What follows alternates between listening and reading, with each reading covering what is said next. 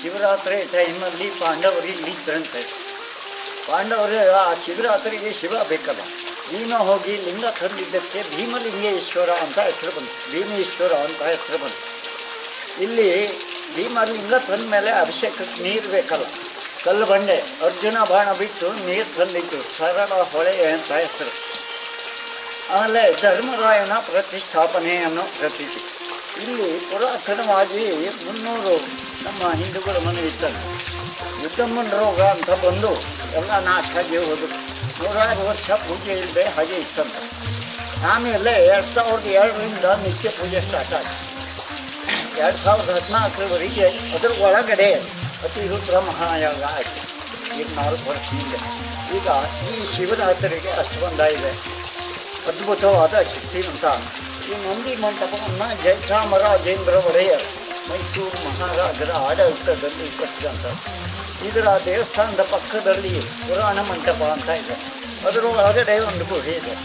ಆ ಗುಹೆ ಹಿಂದೆ ಬೆಲೆ ಬಾಳುವಂಥ ವಸ್ತುವನ್ನು ಇಟ್ಕೊಳ್ಳಿಕ್ಕೆ ಅವರಿಗೆ ಜಾಗ ಆಗಲಿಲ್ಲ, ಆ ಟೈಪಲ್ಲಿ ಒಂದು ಗುಹೆಯನ್ನು ಮಾಡ್ಕೊಂಡು ಇಲ್ಲಿ ಪ್ರತೀತಿ ಇದು ಭಾಳ ಪವರ್ಫುಲ್ ಆಗಿದ್ದಾನೆ.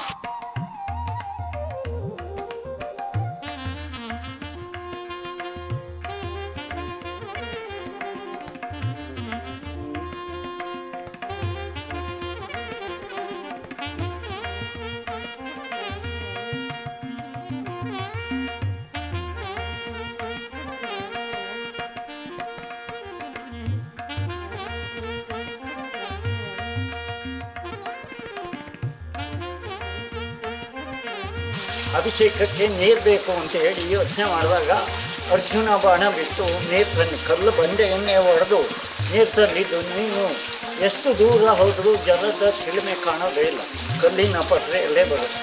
ಅದರ ವಿಶೇಷತೆ ಅಂದರೆ ನಿಮ್ಮಂಥವರು 10-20 ಜನ ಬಂದರು ಅಂದರೆ ಈಗ ಬರ್ತಾ ಇರೋ ನೀರು ಡಬಲ್ ಆಗುತ್ತೆ. ಆ ನೀರಿನ ವಿಶೇಷತೆ ಅದು. ಸಂಕ್ರಾಂತಿ ಶಿವರಾತ್ರಿ ವಿಶೇಷವಾಗಿ ಸಾಧಾರಣವಾಗಿ 8ರಿಂದ 10,000 ಜನ ಸೇರ್ತಾರೆ. ಶಿವರಾತ್ರಿ ವಿಶೇಷವಾಗಿ ಜನ ಸೇರುವಂಥ ಇದೆ.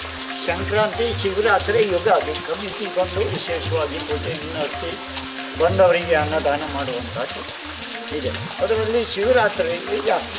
ಆ ಇದರಿಂದ ಸಾಧಾರಣವಾಗಿ 10,000-15,000 ಜನ ಸೇರ್ತಾರೆ.